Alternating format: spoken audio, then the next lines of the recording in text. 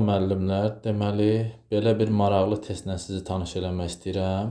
Şəkildəki sistemdə sərtliyi 90 Nm/metr olan yayla bir-birinə bağlanmış 9 kiloqram və 1 kiloqram kütləli cisimlər ox istiqamətdə sabit təcillə hərəkət edirlər.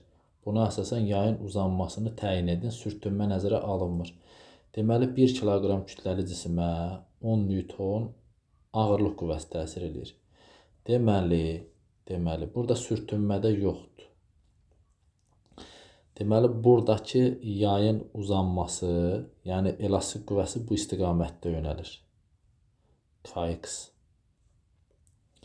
Bu ipdəki gərilmə qüvvəsi elastik qüvvəsinə bərabərdir, Kx-a. Onda belə çıxır ki, buradakı ipin gərilmə qüvvəsi, bax bu ipin gərilmə qüvvəsi. Deməli, Kx-ə bərabərdir.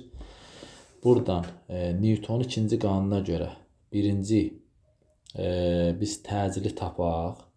Təcilin düsturu olacaq A bərabərdir. F əvəzləyici qüvvə böl toplam kütlə. Bu da bərabərdir. Əvəzləyici qüvvə 10 Newtondur. Sürtünmə yoxdur. Toplam kütlə 1 ilə 9-un cəmi 10. Deməli, bunun təcili olacaq 1 metr böl saniyənin kvadratı. 1 metr böl saniyə kvadrat. İndi buradan bizdən yayın uzanmasını soruşur. Bura Newtonun ikinci qanunu tətbiq edə bilərəm də. Onda F əvəzləyici bərabər MA. Bu yayı dartan qüvvə Kx-dır. Bərabər M-imiz 9-dur. A da 1 tapmışam. Buradan X-i tapanda 9-u bölürəm 90-a. Bu da eləyəcək 0,1 metr. Bu da eləyir 10 santimetr. Cavab A variantı. Diqqətinizə görə sağ olun.